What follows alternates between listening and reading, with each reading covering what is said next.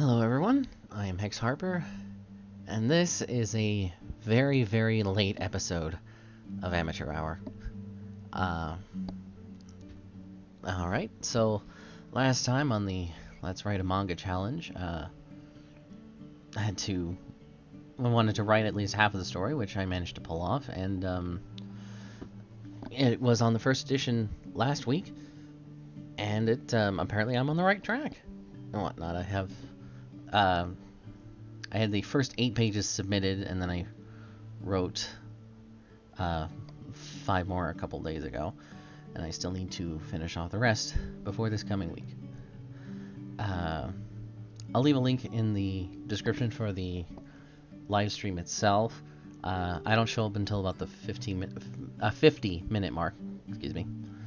But other than that, I'm trying out some new stuff with this particular episode. I've got music in the background. I had one person suggest to me, hey, you should have something going in the background to fill out the dead space. And I mean, maybe if it's not too distracting, I'll definitely give it a shot. And among other things. But let's see. I also have Snowflame here. This villain is just balls to the wall insane.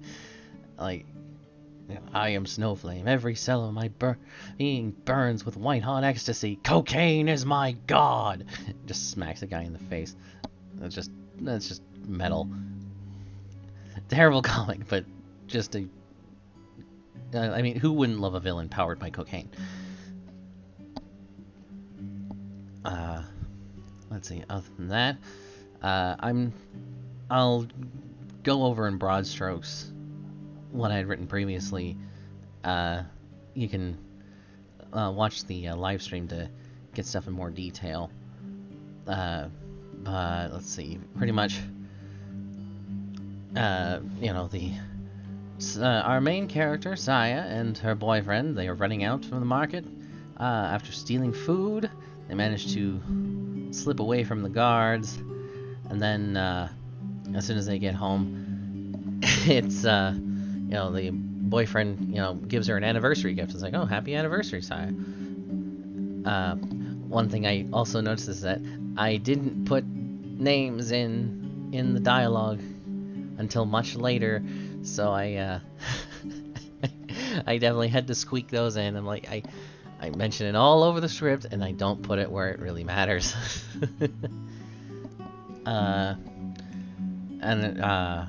She's like, hey, where's my present? And she's like, I didn't pick it up. She steals some money from the Archbishop, buys some stuff with it, and then they're like, and she comes back to him and their other friends saying, like, hey, the Archbishop's got this really fancy looking box. There's probably something valuable in it. We're gonna swipe it. Okay. And then they it's like, okay, last page. It's like, okay, let's check out the guard patrols. So here's page 9. Establishing shot of the 4 thieves sneaking towards the lavish cathedral.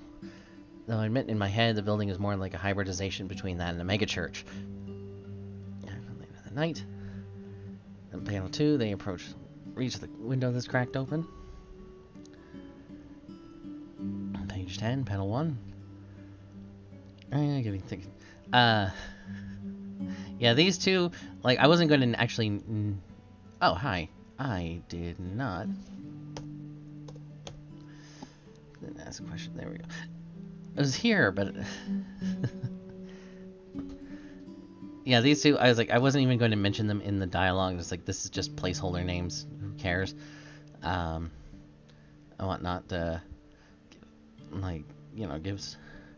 give me a boost and we'll find another way in for you. What am I doing then? Guard duty. Aw, man.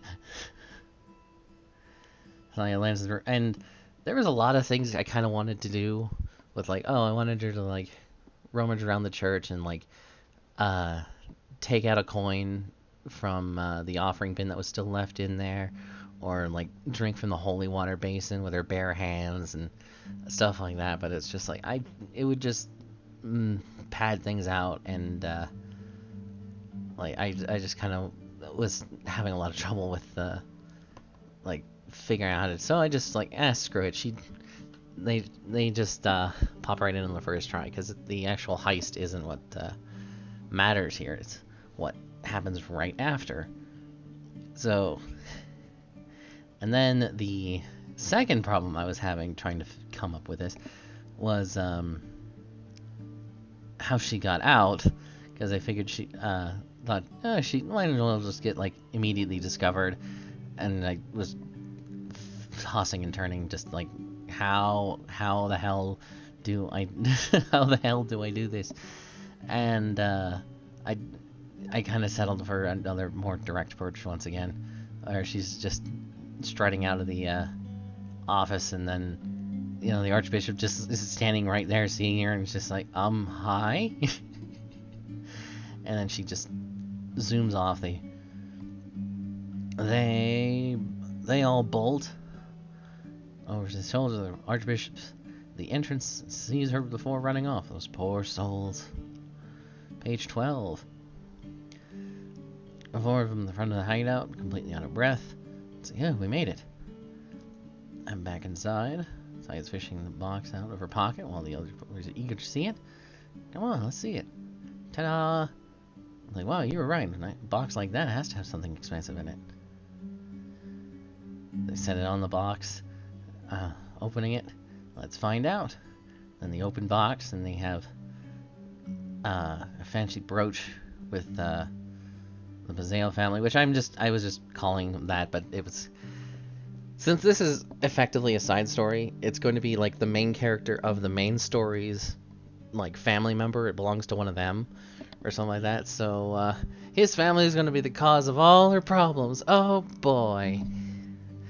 And then with page 13, just a splash page of the box emitting a blinding light. All the boys recoil back as if in tremendous agony, while Saya stands her ground, shielding her eyes. And they all just scream. So that's what I had written so far. And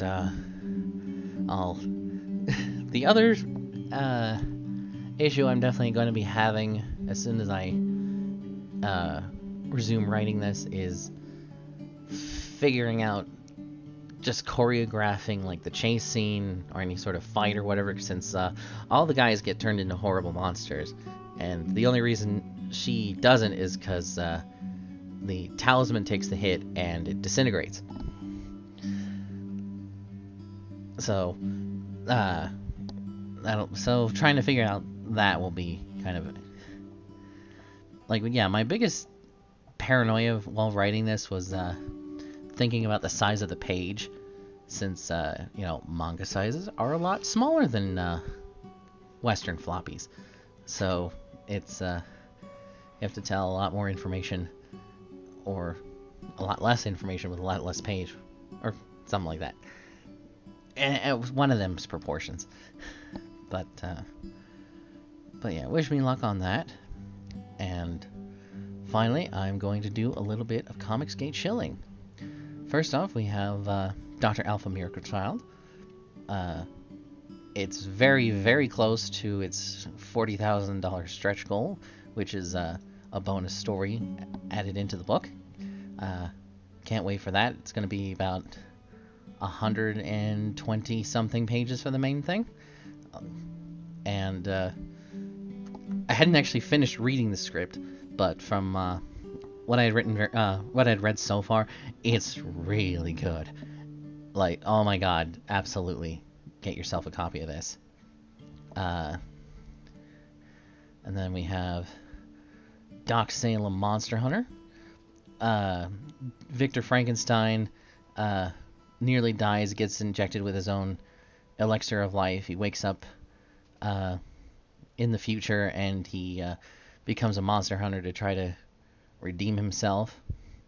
And also shout out to the creator, Preston Acevedo, because I've chatted with him a couple times, and he's a pretty chill dude. And he's also the one who suggested trying to add music. So, oh, not to mention, as soon as this gets made, it's going to be crossover time with Dr. Alpha and Six Gun Gorilla, and I can't wait for that to get made. It's still in demand, so nab yourself a copy before that ends. And then finally, a campaign that hasn't quite met its goal yet. Still got a month left, so get $3,000. Not too shabby. It is Tilt,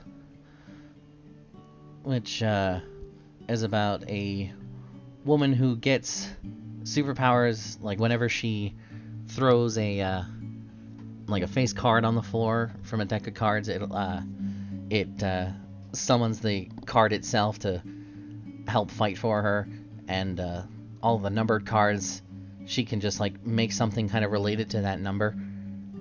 And yeah, it's like it, and it's advertised as superheroes meets the Sopranos, because she gets this power, and in exchange she has to kill the members of the mafia who killed her father.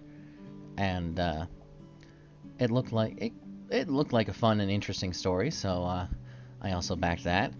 I got the variant cover here. Looks very nice. And but other than that, thank you very much for watching, and I will give you another update video when I'm finished, and hopefully not well beyond that. Alright, see ya.